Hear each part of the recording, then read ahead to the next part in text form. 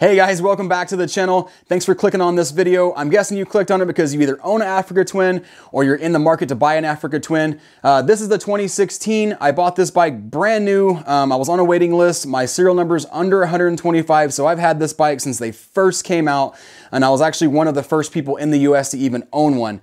I have done all kinds of things to this bike, and I get comments constantly on my pictures that I post, compliments, questions about the bike. So I thought it would be an excellent opportunity just to go through from front to back, top to bottom, and just show you everything that I've done to this bike. That way it can help you and make a decision if you're looking to upgrade some options on your bike. I did do one of these videos 3 years ago, but the bike has changed so much since then. So that all being said, let's get into this right now and check it out.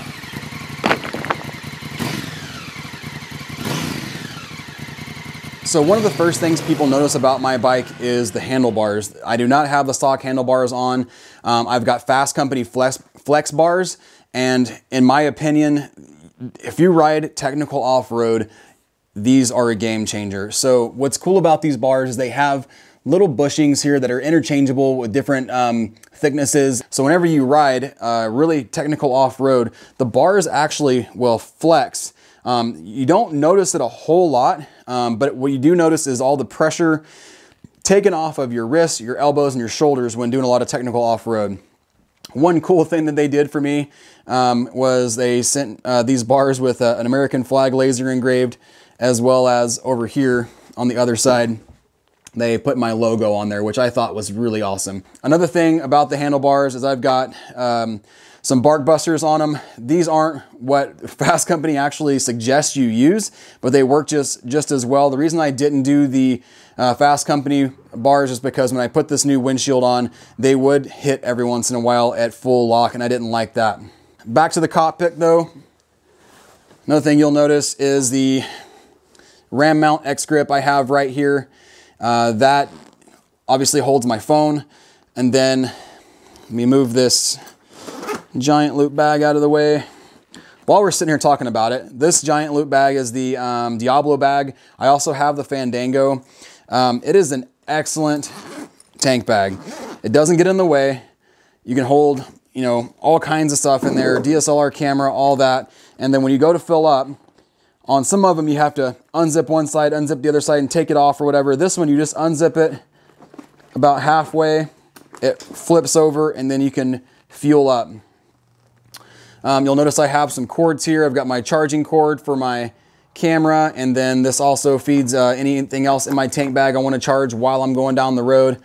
I also have a Scott's stabilizer.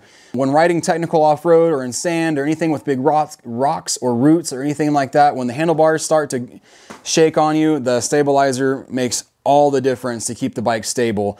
I really, really like this Scott stabilizer. It's made a huge difference in riding off-road and doing all the technical stuff. See, another thing you'll notice here is I have a Touratech Voyager Pro.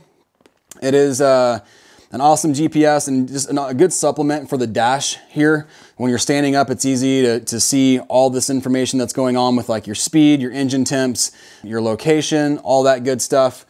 This here is a tire pressure monitoring system. It tells me my tire pressure in both the front and the rear tires. So I rarely change my tire pressures anymore. I used to drop them a lot. Whenever I would go off-road and then air them back up on the highway.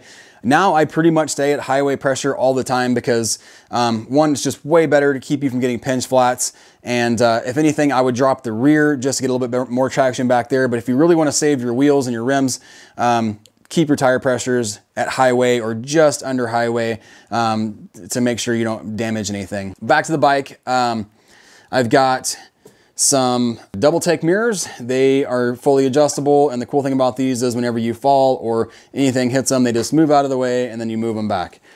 I love these things. I also have a ram mount up here that I can put a GoPro on. This bar is also aftermarket, and it is made by Camel ADV. It is the windshield bracket. One of the things about the Honda Africa Twin is that these brackets here are very, very flimsy attached to the front subframe. And if you have anything mounted to this bar, it can vibrate and actually break the welds in here. And this whole piece is somewhere around $200 to $300. I don't remember exactly what it costs, but it's expensive. So it's a good investment to buy this. It's under $100 and it saves you from having to take all of this off to replace that if it breaks. It is a giant pain. What else do I have here? So I've got the power commander switch here. I have a position 1 and a position 2. Depending on if I'm riding highway or I'm riding off-road, I can change the position on the fly and it changes the fuel curve of the motorcycle. Basically, it's like having an onboard dyno. I've had this bike dynoed. It produces over 100 horsepower now, and it is it's pretty fun to ride. Another thing I have here is the Coso heated grips. These are really nice because they're very they're molded into the grips. You don't have another module anywhere like that, and you just, you know, with your hand you can just tap them and go. I have the Atlas throttle lock, which I have a video I'll leave up in the corner there. This is the original version. They have a newer version now that has 2 switches for on and off. Some people freak out about this because they say that these are super dangerous. I have never even come close in the thousands of miles that I've ridden to having an accident with that thing. Just pay attention and be smart and don't use it when you're in traffic. I don't understand why people freak out about it. This is a Touratech windshield. It is the medium version. One thing interesting about that, you'll notice these knobs. This is a Batson adjustable windscreen mount. You can loosen these up and then adjust your windshield up or down. If I loosen it up, it would actually go up a lot easier, but that's that. Here I have the AltRider headlight guard to protect these LED headlights. Speaking of LED headlights, I've got the Denali auxiliary lights. These are the D4s, the 2.0s. They're extremely bright. They have spots on top and floods on the bottom. They are, for safety reasons, worth every penny. At nighttime, they light up anything that you would need to see for sure. I have the AltRider high fender kit. Going down to the forks here, obviously these forks are not the stock forks. They are Ohlins front forks, the complete front fork kit. I don't believe that going on this 16-17 model, that going with a cartridge is worth it because the tubes themselves are prone to failing. So you might as well, if you're gonna do it, replace the entire fork and that way just be done with it. This is the #1 upgrade I've done to the entire bike because the suspension alone has changed this bike dramatically. It handles like a dirt bike now off-road and you don't feel the weight of the bike. It's pretty stellar, and I could tell you that all day, but until you ride it, that is by far the biggest thing that I've done to the bike that was worth the money. I have AltRider fork guards. These are metal as opposed to some of the plastic ones I've seen. Woody's Wheelworks wheels, super heavy duty wheels. These are super laced and I've beat the crap out of these wheels. I mean, you can see that they're scratched and everything else, but never bent one. So that's pretty freaking awesome how strong they are with as much abuse as I've put these things through. I'm gonna do this side and then I'll switch to the other side. I guess that's the best way to make sure I don't forget anything. I'm going through it now, trying to make sure I don't forget anything. Obviously, the real big thing that I have here is the Outback Motortek crash bars. I have the lowers, the uppers, and then, well, the mids and the uppers, and then their skid plate. Of the 3 skid plates I've owned Touratech, AltRider, and Outback. I really liked AltRider for the most part. There were some things on the AltRider that eventually I did not like after laying the bike down a few times or even on a tip over. The AltRider bars for me, when the bike would tip over, these upper bars would shift and touch the fairing and I'd have to bend them back. And it was just mainly because the bracketry that the bars themselves are super strong. The brackets that connected the bars to the bike eventually, after bending back and forth, became weak and there wasn't really a solution to fixing that. So the folks Lori over at Outback said, hey, if I send these to you, will you beat the hell out of them and test them out for me? And you guys know how I ride. I mean, they're definitely scratched up and beat up and everything else. And they have never moved. I mean, not even come close to shifting whatsoever. I could take these things off right now and I wouldn't have to, you know, pry anything to make them work. And that was one thing with the AltRiders, is that whenever I would do air filter change or whatever else, I would have to use pry bars and stuff just to line all the holes back up because they were so beat to shit. And I wanted to go and try something else. And so far, like I said, I'm happy with them. AltRider is an excellent company. They make really good stuff. For me and my riding style, they didn't work out the way that I had hoped. Inside, something you can't see, I have uni filters in there. So I've got uni air filters. I'm just trying to go through all this. This is pretty, I don't realize how many things I've done to the bike until I start going through like one by one. Like I have these AltRider grips here, which I love because they keep your legs up against the tank and they keep you from sliding around whenever you're trying to grip the tank with your legs. Foot pegs. These are the Black Dog foot pegs. So I've had the Black Dogs on, and then a couple years later, I tried the IMS Rally pegs. Oh, right here. I actually have these sitting on my workbench. And the Rally pegs are obviously much bigger, and I thought I would like them a lot more. The problem with the IMS Rally pegs or anything really bigger than this, and these are big enough. I mean, they're compared to my hand, they're a good size. But the problem with the anything bigger than this is that if you're a Honda Africa Twin owner, you know that the other side, the foot peg mount, is very weak. And because of those pegs being long, I have broke that mount twice. Even with the Camel ADV brace, I still broke it. So that was pretty disappointing. But since then, I've put these back on, and as many times as I've laid the bike down since, I have not had any problems. And I think the main thing is if you look how beefy these are in here, they actually support this, this bracket. So I think because of that, it really strengthens the flaw that is on the other side.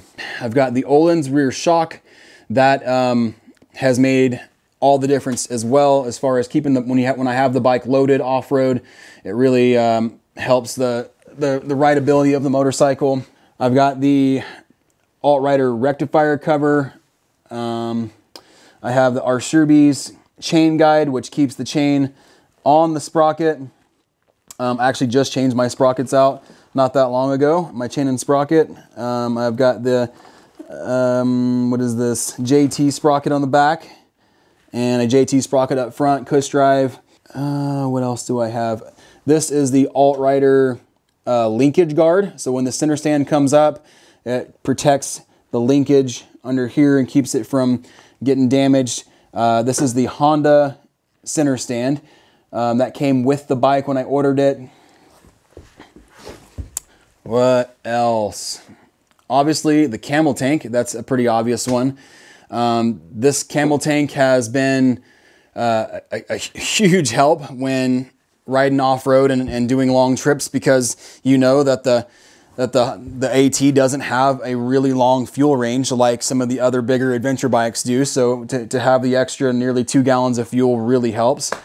STEGPegz, if you've never heard of those, you're not familiar with those. Whenever you stand on the bike, your top of your boot or your calf rides about right here, and you can really lock into the bike, especially on hill climbs. That's really, really nice to have. And I've probably said really, I don't know, like 15 times, but I really like saying it, I guess. So moving on, I have the AltRider Pillion replacement carrier. I've got the AltRider carrier on the rear, as well as the Rotopax holder for that. My luggage racks are Touratech. This is one of the first things I bought for the bike, and you know what? As much as I've beat up this bike, they have been very strong. I'm gonna turn the bike around and we'll go to the other side. I almost forgot. Camel toe kickstand. I broke 2 stock kickstands, and I decided to go with something heavier. Coeur from Camel ADV sent me one of the first models of this kickstand, and it is beefy. Like, not only do you have your big footprint here so that it doesn't sink in the mud or the dirt, but the stand itself is like freaking solid. It's not cast aluminum like the stock one is. And I mean, I like to mount the bike when it's on the side stand because I'm short on the foot peg, and then throw my leg over and then get going. So with that being said, it's just nice to have a sturdy kickstand and not have to worry about the bike I'm not worried about the kickstand breaking when my big butt gets on there. See, I keep trying to turn the bike around and I keep seeing things that I haven't mentioned to you yet. I've got LED blinkers here. Got these off eBay. I broke the original ones. I mean, obviously I scratched this thing up pretty good. I have tape around them just to support them in case I do knock them off again. But so far so good. I haven't had any issues with that. Man, I did not realize how much stuff I had done to this bike until I start going through it one by one. Oh, almost forgot. Here we go. The Magura hydraulic clutch. That's another big thing that has made a huge difference because when you're riding technical off-road, the cable clutch is very stiff in my opinion. So when you're clutching all the freaking time, call me a wuss, but my hand got tired and it made my performance off-road go down as the day went on. So to be able to have something that pulls so much easier and smoother, the Magura clutch was kind of a lifesaver, especially because I have on the other side, I'll get to that in a minute, but I have the Recluse torque drive clutch, which has heavier duty springs in it. So in turn made the clutch pull even stronger. Okay. So while I'm turning this bike around, go down in the comments and let's hear all the jokes that you can give me from the last 2 minutes of me ranting about how weak my hands are. And I didn't realize it until I was doing the editing on this on how much of a puss I was being about that. But yeah, let's go down to the comments right now while I turn this bike around and let's see what you have to say, because that was hard to watch. And please try to keep it somewhat clean and don't just be a dick. Okay, to the other side. One of the first things you'll notice is the Akrapovic exhaust. I have the full exhaust system, stainless steel header pipe and slip-on exhaust. That makes the bike sound like it's got some, you know, yes, it sounds like a V-twin dirt bike. I love it. Seat concept seat. This was the self-wrapping job. It makes all the difference. It makes for a really good time in the saddle. You don't get sore as fast. Here's the adjuster for the Ohlins rear suspension.